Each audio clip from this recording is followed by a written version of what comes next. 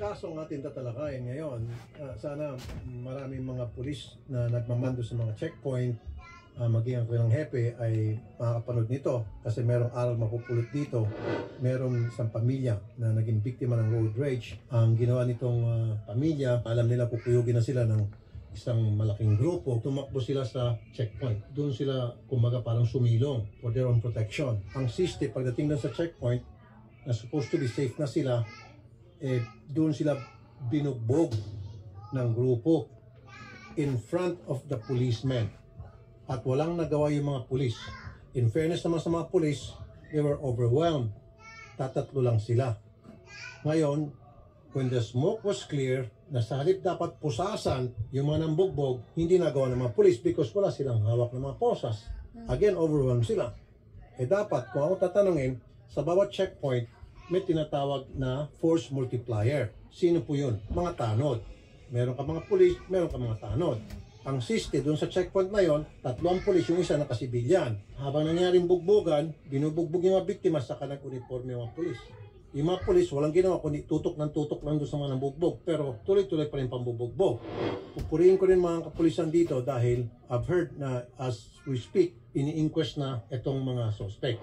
Magpapakwento tayo dito sa biktima, si Mr. Rodrigo K. Sr. Magandang hapon po sa inyo, Sir Rod.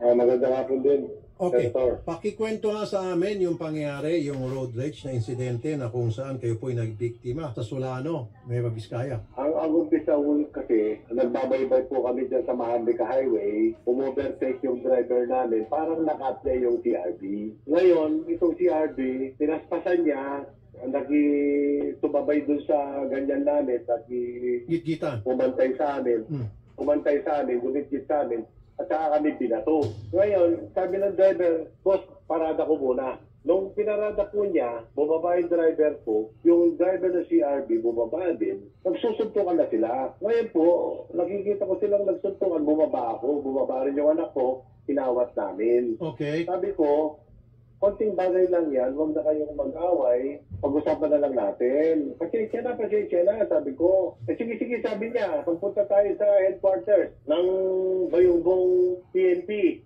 Okay. At pag-usap tayo doon. Sige, tawagin mo si Papa, sabi pa niya doon sa asawa niya yata, kasama doon sa sasakyan. Nung nasa bypass na kami, 3 sasakyan na po yung nandyan na sumusunod sa amin. Pinangga yung tagiliran namin, pinangga yung likod, para pong sa sili. Yung inahabol nila yung mga magnanakaw o parang gano'n. Gano'n po ang pangyayari. Pagdating namin sa checkpoint, yun na po, pagbaba namin, parada namin, bumaba yung sakay ng pickup, siguro mga 10 ang sakay nun, sa loob, sa likod. Yung CRB, yung gano'n din, marami rin sakay, at saka hindi yun. Pupunta na po sa amin, wala nang tanong-tanong, sige, tugudin nyo na. Pinagbabasag po yung salamin ng sasakyan ko, pumasok po yung batong ganyang kalaki na kasi laki ata ng ulo ko, mas malaki pa sa ulo ko. Yun pong 8 kilos ng bato. Binato po doon sa loob ng sasakyan ko na kung saan ako nakaupo. Yan po yung bato. Mga ilan po sila muna, yung mga kumuyog sa inyo? Approximately? Siguro mga mayigit po 20 siguro. Okay. Tapos yung mga pulis sa checkpoint, 3 lang sila. 3 lang. Wala pong nakinig doon sa mga pulis na umaawat? Noon pong nabugbog na kami at saka nasira na po yung sasakyan at saka lang medyo napahinto ng pulis. Tapos sabi ng pulis, iparada mo yung sasakyan mo dyan sa gilid, pumasok na kayo sa loob. Ngayon, pumasok kayo sa loob. Ang problema, yun po mga nanagit po sa amin, hindi naman po nila hinuli.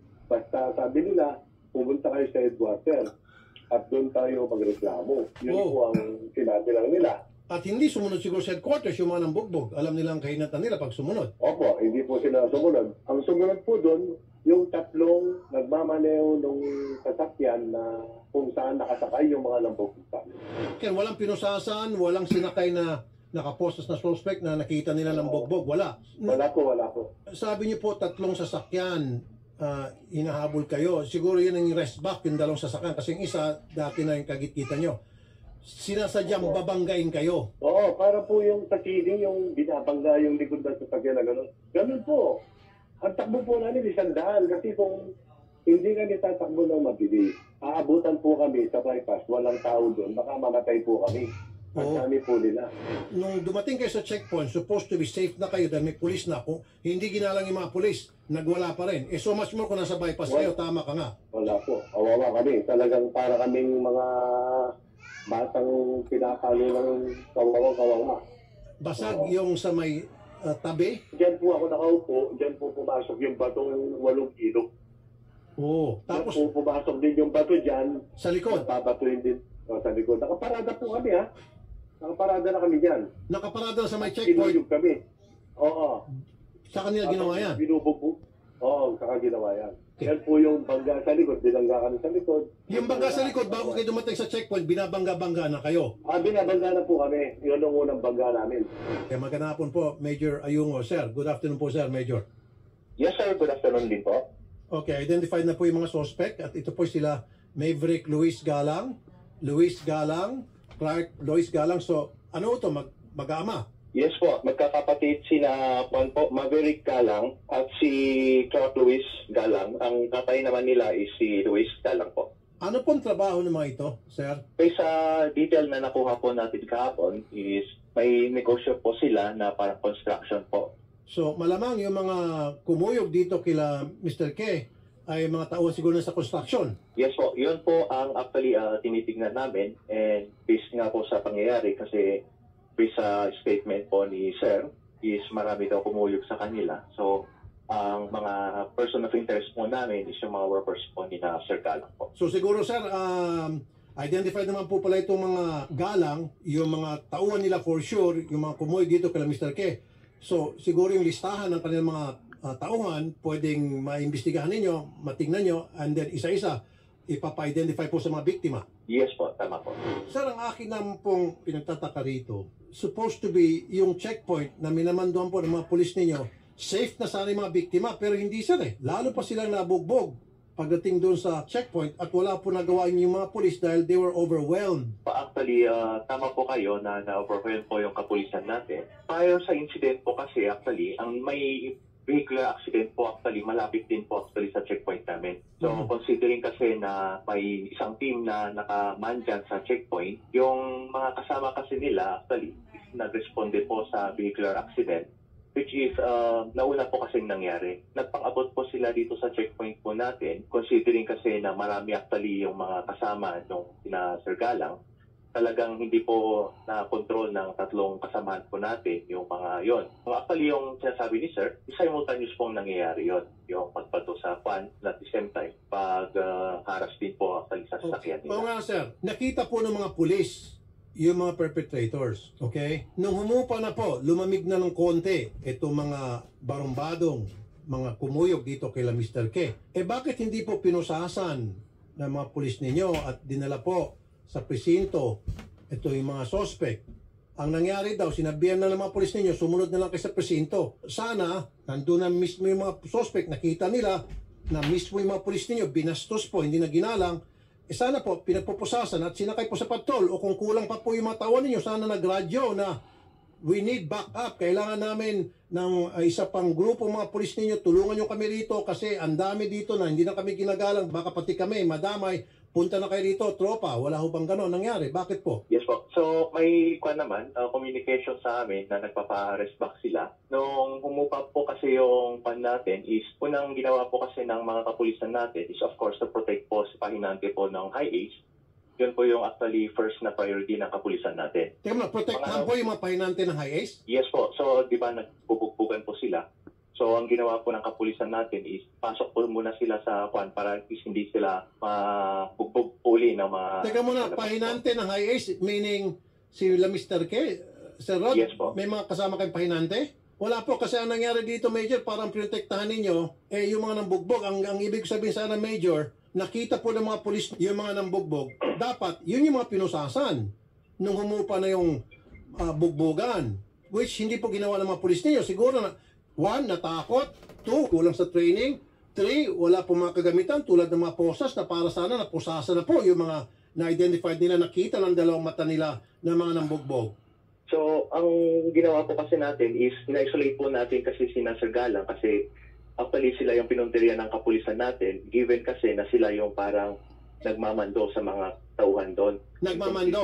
Okay. Parang ganun po. So, syempre, being there, parang sila yung parang tumatayong nagmamando, sila na po yung parang pinuntiryan ng ating kapulisan. Na-apprehend naman sila, actually, and sinabihan po sila kasi considering na kailangan din po nating dalhin kasi yung mga Opo. sasakyan na gamit sa incident. Kasi considering na tatlo po actually ata yung sasakyan na gumigit kina sir. So, kailangan po natin dalhin lahat yung sa station. So, pinasakay po lahat natin sila doon. And dinala po lahat ng mga sasakyan sa police station po. Kaso nga po, hindi naman lahat sumunod. Ang sa akin po sana, next time, Major, meron tayong matututunan dito. Pag ganon, dapat meron kayong backup na mga tanod. Dito, na-overwhelm kayo. Naintindihan ko po yan. Sabi nyo, meron kayong nirespondihan bago sa insidente na may banggaan. Sana po, Major, meron kayong mga posas na ibinibigay sa mga pulis ninyo para pag nangyaring insidente tulad nito, mapupusasan nyo agad yung mga suspect. In this case, yung nangyari kila Mr. K, after that incident, humupa na lahat, sana po, lahat ng mga nakita ng mga pulis ninyo ng bugbog, involved sa bugbogan, pinagpupusasan at pagkatapos, sinakay sa patrol car, dinala sa presinto at kinuna ng statement both sides. Yes po. Doon po nakita ko na may pagkukulang po yung checkpoint ninyo. Yung mga pulis nyo po, tinututukan yung mga suspect, hindi rin natinag yung mga suspect, tuloy-tuloy pa rin pananakit. Yes sir. Considering po kasi na marami sila, and doon nga po yung kanila, parang matapang sila kasi mas marami po kasi sila sa kapulisan po natin. Pasok pa po sa tinatawag reglementary period. So, pwede niyo po rin siguro tugisin po yung mga suspect, hot pursuit kung tawagin po ninyo. Tama? Tama po. Ano pong klaseng contractor po sila? Construction po sila sir. Sa construction. Okay. Yes sir. So, nangungontrata po sa construction. Pero bakit ganito po katapang mga ito? Ano po meron? Ano ito, mga adik o mga gangster? Kasi po, di ba usually sa atin mga Pilipino, pag ikaw ay nakakita ng polis sa checkpoint, nagbibihave ka. Pero ito, Yes po. tinututukan na ng mga polis ng mga baril para pahintuin. Yun ang purpose ng mga polis. I wouldn't blame the policemen na magtuto kasi overwhelmed sila para for their own safety na rin and safety of others. Tinututukan na, hindi natakot. Bugbog pa rin ang bugbog. Siguro po, Major, isa-ilalim niyo siguro sa training ang mga pulis ninyo magmamando ng checkpoint from now on. I'm not blaming them entirely, Major, ha? Kasi nga po, again, babalik tayo sa sinasabi ko, overwhelmed po sila. Ano pong sinasabi nung mag-aama, Major, nung sila po na-apprehend? Based kasi sa promise statement ni Sir FK, is may nagmando daw na or may nagsabi na pupugin nyo sila, so at patayin nyo sila. Kaya may kaso po sila ngayon na grave threat at saka malicious mischief considering na pinasag po nila yung po nila Mr. Quinn. Hindi ba, Major, yung frustrated murder? Yes sir, kasali din po actually sa frustrated murder and sa driver po ng mga sasakyan is nakasuhan po sila ng reckless imprudence resulting to damage to property po sir. Yung pong pagsadya na bangga-bangga yung kanilang sasakyan at na matapos mabangga-bangga, pinagbabato sila, doon pa lang meron silang intent na patayin talaga yung mga biktima. Buti na lang po, nandun sa checkpoint. Kasi sabi nga nitong si Mr. K, kung yung po sa walang tao sa bypass, madilim sila lang, baka itong sila Mr. K, yung mauna. May connection mo ba itong mga galang, Major? Wala naman po actually. Mga contractor lang naman po dito sa Vizcaya po. Okay. Sige, so, gusto po ito Yes, sila. katatapos po ng inquest nila kanina, actually, tumawag po ako doon sa station and ongoing po kanina yung kaso para tapos na po ngayon yung inquest nila. Pero lahat silang tatlo nakakulong na ngayon. Yes po. Okay. O sige po. Yes. Tulad na sinabi niyo po sa akin kanina, kayo po ay gumagawa ng follow-up operation kasi pasok pa po sa reglementary period. Anong oras ba nangyari ito, Major? 6:55 po actually ang na-record sa amin, sir. Okay, sige po. Siguro pwede niyo pong puntahan yung lugar na kung saan nandun po yung kumpanya nitong contractor na ito. Sir Rod, kumusta naman kayo? Yes. Kumusta naman kayo ng family mo? Okay naman po. Si Mrs. ko medyo ninenervyos pa. At yung sugat ko medyo namamagapang konti. Yung mukha po ng anak ko, naplakay.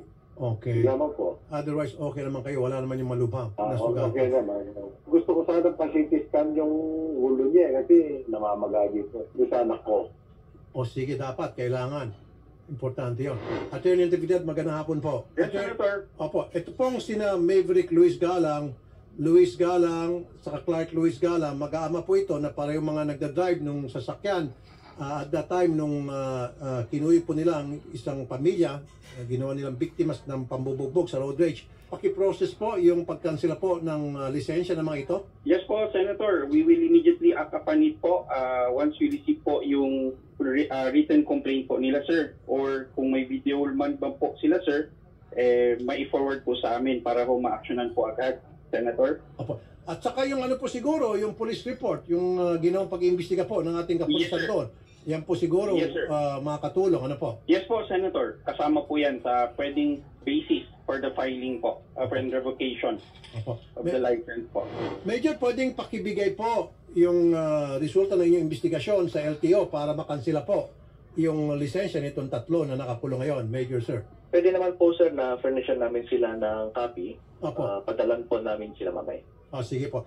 Sir Rod, Sir, sige, tututukan natin tong kaso. We will make sure na may kainatnan to at may mangyari dito. And siguro it's about time na sa isang hearing sa Senado, may bring up ko ito. Dapat yung lahat ng mga pulis na sa checkpoint, they are well equipped and well trained. Kasi yung pagkakalam ko, pasensya na sa mga pulis, magsasalita, magagaling lang sila magpara ng mga motor. Doon magagaling yung mga pulis natin sa checkpoint. Para sila ng mga motor, hanapan ng mga rehistro at kukutungan. Hindi, dyan magaling mga pulis natin, hindi naman lahat. Makikita mo sa mga checkpoint, pila-pila yung mga nakamotorsiklo. Habang isa-isa, chinecheck yung papeles at service license.